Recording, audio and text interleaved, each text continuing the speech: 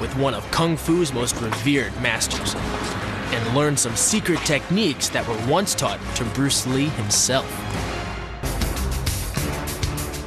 The next stop on our journey would take us to the largest man-made structure on Earth. Just 30 miles northwest of Beijing is the town of Zhiyangguan and the Great Wall of China.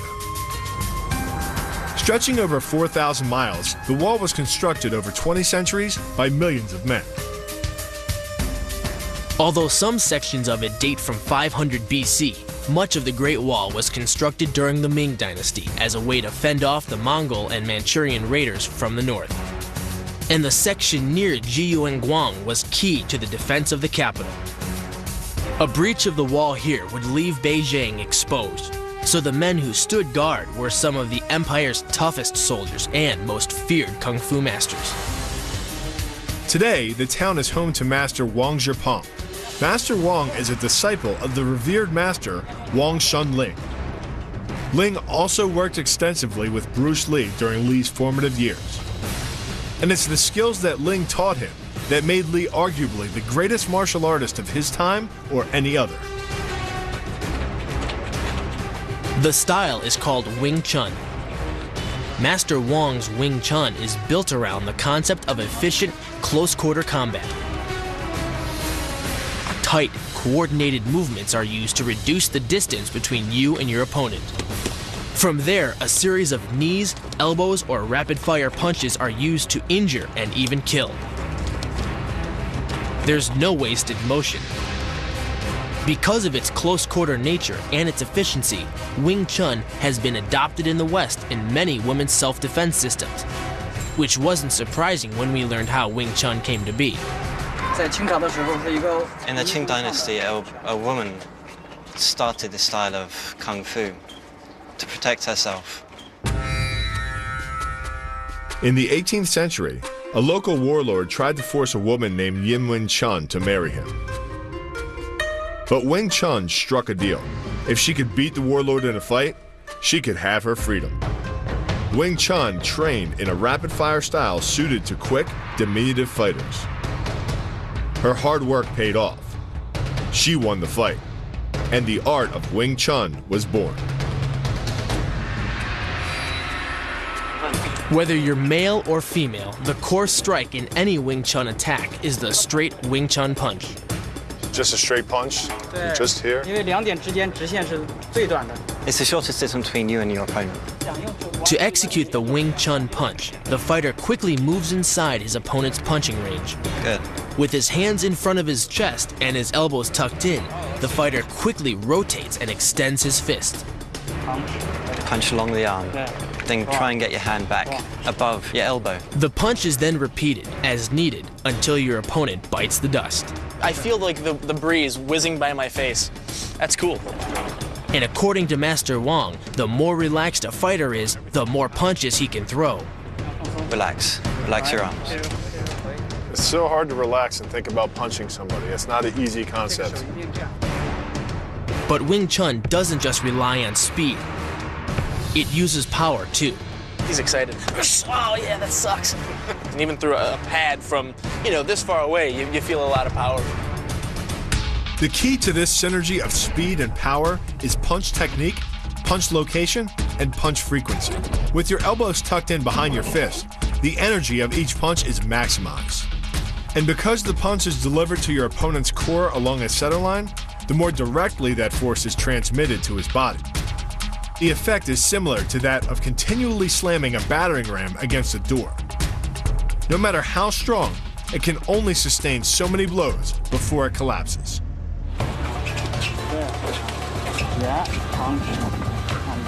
Tell you what, this punch is very difficult. Staying in that motion and always realizing that he can hit you back. The more you practice, the better you become at anticipating your opponent's next strike. So all these are basically different moves to create hand sensitivity, which comes into play no matter what you're doing. Practice for long enough, and you don't even need to see your opponent to strike him. Blindfolded, Master Wang demonstrated the combination of speed and power that lies at the heart of Wing Chun.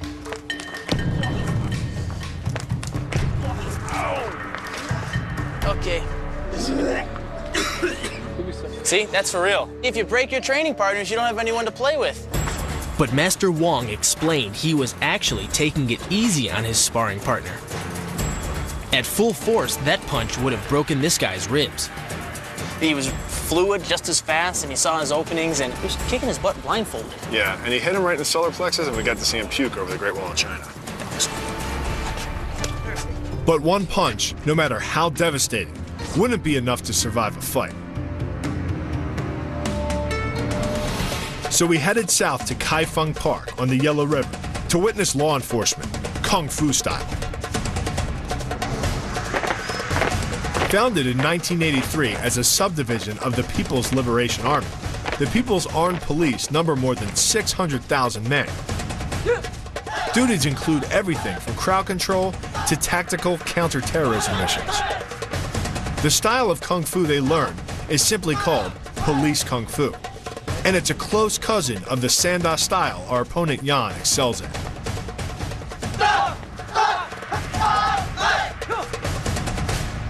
This guy will practice some kinds of kicking for you. This is the rear leg front kick. Officers are trained to use this kick in hijacking situations when firearms can't be used. It's a vital part of every PAP officer's training, and judging from the looks of it, not something you want to be on the receiving end of. To execute the rear leg front kick, the back leg is brought forward, lifting the knee. Then the lower leg is quickly extended, making contact with the opponent's neck or chin. The striking leg is retracted to its original position like the snapping of a rubber band, allowing the fighter to repeat the move.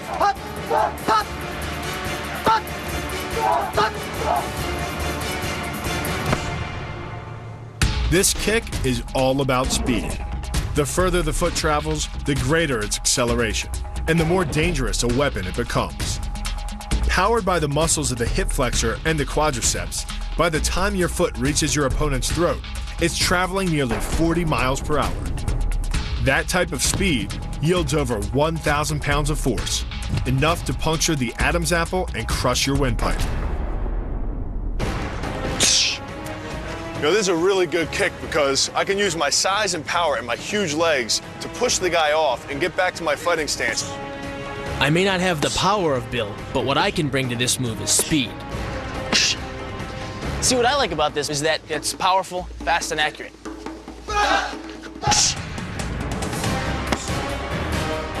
This kick was worth adding to our repertoire, but we still had a lot to learn and not much time to learn it. The next stop on our journey would take us to one of the largest martial arts schools in the world to learn the deadliest Kung Fu style of them all.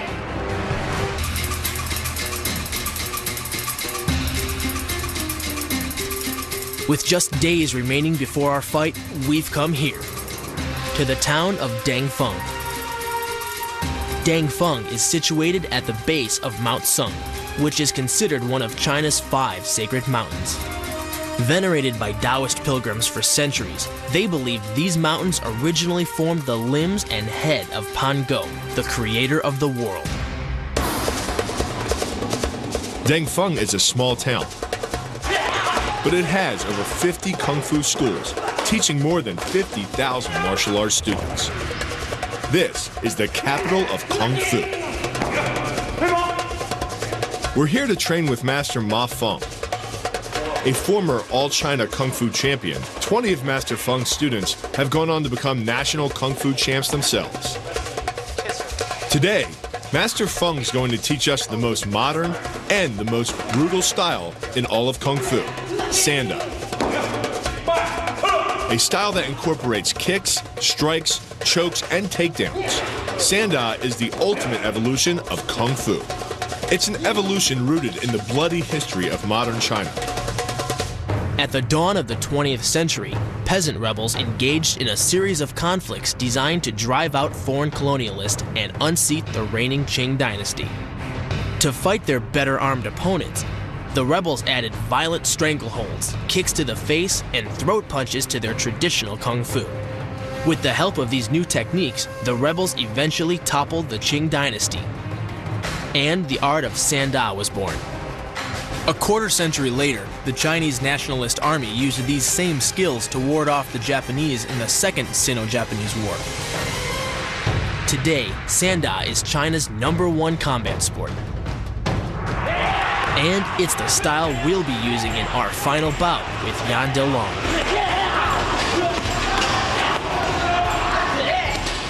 Wow, that was really intense training. Why do they scream like that? 少林功夫嘛，不管他内练一口气啊，干啥子的，那是很爽啊。 They can make the movements very strong, very powerful. The screaming is actually a method of managing your air intake. It's similar to the focused, often audible breathing you hear out of Olympic sprinters or weightlifters when they need that extra power boost. And to get a feel for that power, Master Feng showed us a powerful Sanda kick strike, the high roundhouse. Has he ever knocked anybody out with this? 他说你能不能用